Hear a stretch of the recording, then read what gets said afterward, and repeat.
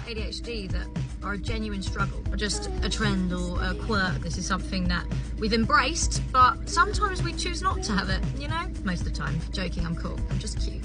When we go into those dark spots, I could have everybody around me who I know loves and cares about me, but the chronic loneliness. I know that there's love there, I can see it, I can hear it, but feeling that love. I know you love me, but I can't feel it, and I'm not quite sure what it takes to be able to feel it. I'm gonna have to psychoanalyze that because I'm sure I can figure it out. Right now I'm like, I can't feel the love. Sometimes I can, and I can feel this abundance of love. When somebody wants something done in such a specific way, I have the urge and the need to understand why it needs to be done in that way and why I can't do it in my own way to get to the same outcome.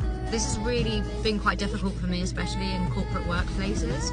If I don't follow the exact way of the way that they want me to do it, they don't see me as a good worker. I can get it done quicker and better because of a different way that I have in my head. What I've found is no matter what the results are and the outcome, there are just specific things that people want you to do when you work for them. If somebody gives me some instructions and they tell me to do something first rather than the other thing, I need to know the context as to why you want me to do that first. Why is that going to make it easier for me? And sometimes this can be a massive struggle in relationships where people think that you're being rude when actually I'm not being rude. I just want to understand the logistics in the way that you're thinking, because the way that I think is completely different. So I just need to understand why, and then I can try and follow that process that you've asked me to do. Because we find it so hard to feel love, when we try to reciprocate love, a lot of people find us cold or overbearing rather than it being in the middle, because we don't quite know how to present that love to make you feel that. We could be doing acts of kindness, acts of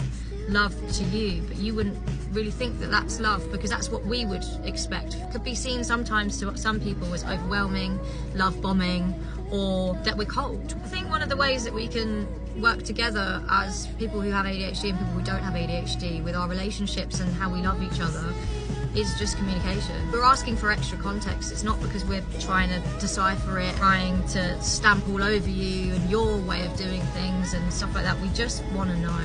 Just understand, because once we understand, we can then feel these things. This is my act of love. This is how I want love, and this is how I'm going to be giving you love.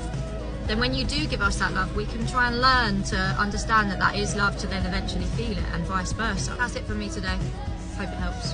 Okay, love you, bye.